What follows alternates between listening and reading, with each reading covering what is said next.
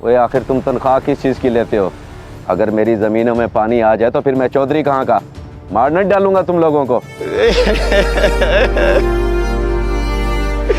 हमारा घर और सारी फसलें तबाह हो गई। चलो जायजा लेते हैं बाकी इलाके का। चल जल्दी कर।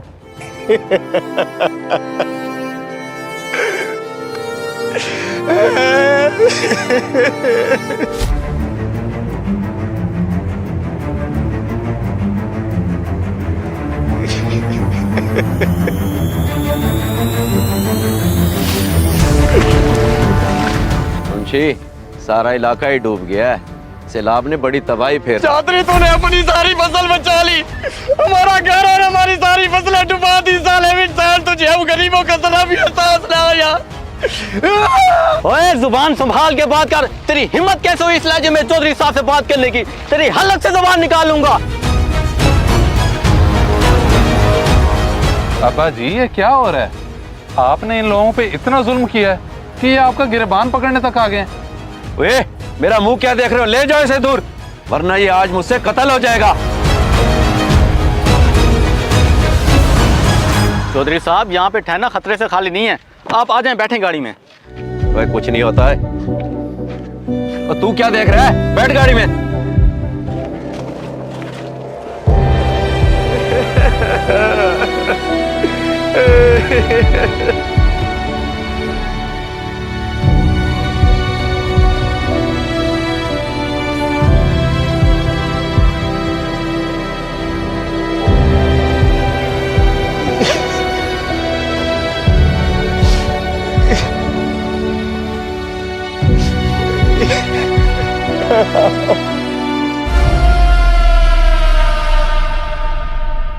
अब्बा जी वैसे मुझे बड़ा अफसोस हो रहा है, आपको उस बेचारे के साथ ये सब नहीं करना चाहिए था। सब कुछ तो लुट गया उसका। वो बाप को लेक्चर दे रहा है। शहर से पढ़ के आने का मतलब ये नहीं है कि तू मेरे सामने जबान चलाए। अपनी लाखों करोड़ों की जमीन बचाने का पूरा हक है मेरा, और वैसे भी ये सब कुछ मैं तेरे लिए कर रहा हूँ, कल को काम आएंगे तेरे। अब्बा जी मुझे नहीं चाहिए ऐसी दौलत जिसमें गरीबों की बददुआएं हों। आपने लोगों के साथ बड़ा जुल्म किया है। ना किसी के पास फसल बची है ना उनके घर। कुछ लोग तो वहां डूब के मर गए हैं। आवाज नीची करके बात कर, बाप हूं तेरा, और इस इलाके का चौधरी भी। लगता है दिमाग खराब हो गया तेरा, बेशरम इंसान। चौधरी साहब अरसलान बाबू बिल्कुल ठीक कह रहे हैं। आपके हुक्म पे ही पानी का रुख मोड़ा गया था और आपने अपनी जमीनों के आगे ऊंचा बंद बनवा दिया, जिसकी वजह से सारा पानी गरीबों की बस्ती में चला गया और वो तबाह बर्बाद हो गए। बेगैरत नमक हराम, मेरे टुकड़ों पे पलता है और मेरे आगे ही बकवास कर रहा है। 1 मिनट से पहले तुझे और तेरे बच्चों को यहाँ से निकालूंगा, फिर तुझे तेरी औकात याद आएगी। आप ये जहमत ना करें जनाब, मैं खुद ही चला जाता हूँ और मैं अपनी औकात अच्छी तरह जानता हूँ। आपकी वजह से मेरे घर और फसलें तबाह हो गई हैं।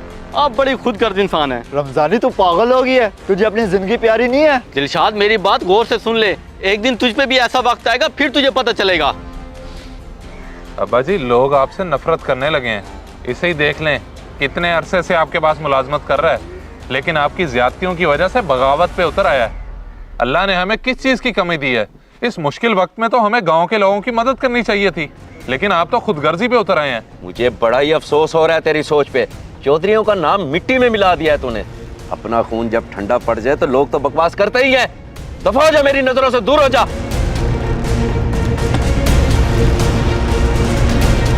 रहने दे, जा पानी लेके आ मेरे लिए।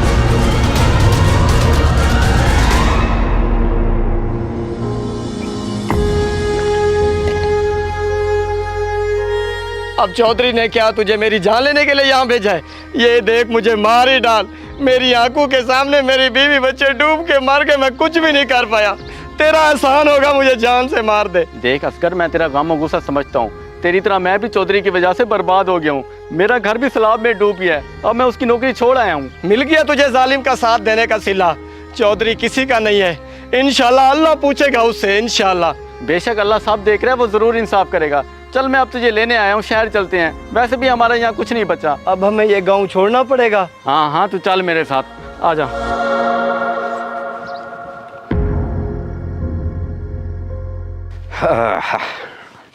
देखो दिलशाद, कैसे फिर अपनी फसल तैयार हो गई है। इस बार रेट भी बड़ा हाई मिलेगा, क्योंकि इलाके की सारी फसलें डूब गई हैं। जी चौधरी साहब, डूबती कैसे ना, आखिर काम ही ऐसा किया हमने। गाँव वालों, एक जरूरी ऐलान सुनो।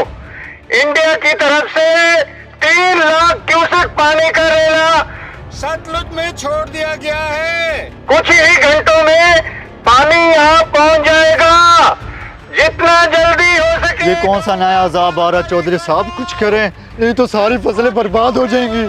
नहीं, मैं ऐसा हरगिज नहीं होने दूंगा। कैसे नहीं होने देंगे अब्बा जी? आप अल्लाह की कुदरत के सामने कर ही क्या सकते हैं?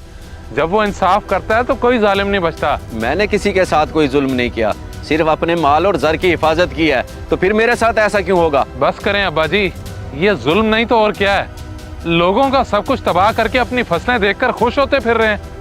अभी भी वक्त है, अल्लाह से तौबा कर लें, शायद बच जाएं। चलो अगर मैं अपनी गलती मान भी लूं, अल्लाह से तौबा भी कर लूं, ये जो 3 लाख क्यूसेक का रेला आ रहा है ये रुक जाएगा? अब्बा जी मैं गारंटी तो नहीं देता, लेकिन बेटा होने के नाते आपके सामने हाथ जोड़ता हूँ। मुझसे वादा करें कि इन सलाह मुतासरीन की आप मदद करेंगे, फिर देखें अल्लाह की कैसे रहमत होती है। अगर बेटा ऐसी बात है तो मैं तौबा करने के लिए तैयार हूँ। या अल्लाह मेरी तौबा, मैंने गरीबों पे बहुत जुल्म किया, मुझे माफ़ कर दे मेरे मालिक। और बेटा मैं वादा करता हूँ कि मैं सबकी मदद करूँगा, सबको रिहाइश दूंगा, खाना दूंगा बेटा सबको। अल्लाह का लाख लाख शुक्र है कि आपको अपनी गलती का एहसास हो गया। अब्बा जी अब अपने वादे से मुकरिएगा ना। मैं बताता हूँ कि अब ये सैलाब किस तरह से रुकेगा। दरअसल बात कुछ इस तरह से है।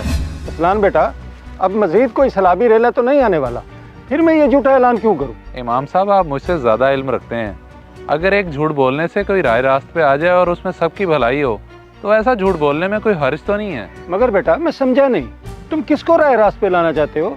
इमाम साहब अभी समझाने का वक्त नहीं है, आप बस जल्दी से ऐलान कर दें, बाद में आपको समझ आ जाएगी। आ जाए। तो ये है सारी बात, आप परेशान ना हो और तसल्ली रखें, कोई सैलाब नहीं आने वाला। चौधरी साहब, अरसलान बाबू ने बड़ा ही अजीब काम किया है। चुप करो तुम। मेरे बेटे ने जो किया है बिल्कुल ठीक किया है। अगर ये ऐसा ना करता तो मुझे कभी एहसास नहीं होना था। चलो बेटा अब मेरे साथ, मैंने एक निहायत ही ज़रूरी ऐलान करवाना है। आ जाए।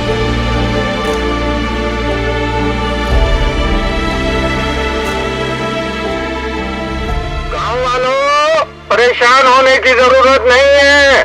सैलाब का खतरा टल गया है और चौधरी मुख्तियार की तरफ से सबको खाना और रिहाइश दी जाएगी। किसी को कहीं जाने की जरूरत नहीं है और सबका नुकसान भी चौधरी साहब पूरा करेंगे। बेशक अल्लाह हिदायत देने वाला है, अगर वो चाहे तो जालिम को भी रहम दिल बना सकता है। अल्लाह ने अगर उसे हिदायत दे दी तो हम वापस गांव लौट चलते हैं। चल चलें। आजा।